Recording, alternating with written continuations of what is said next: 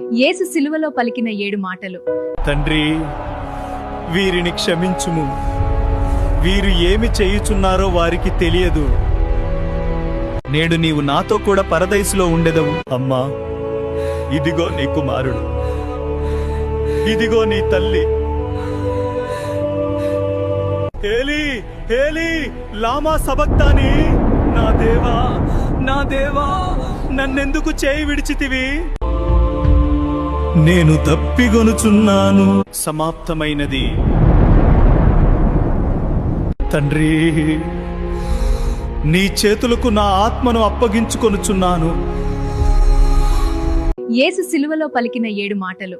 తండ్రి, వీరిని క్షమించుము, వీరు ఏమి చేయుచున్నారో వారికి తెలియదు. నేడు నీవు నాతో కూడా పరదైసులో ఉండెదవు. అమ్మా, ఇదిగో నీ కుమారుడు,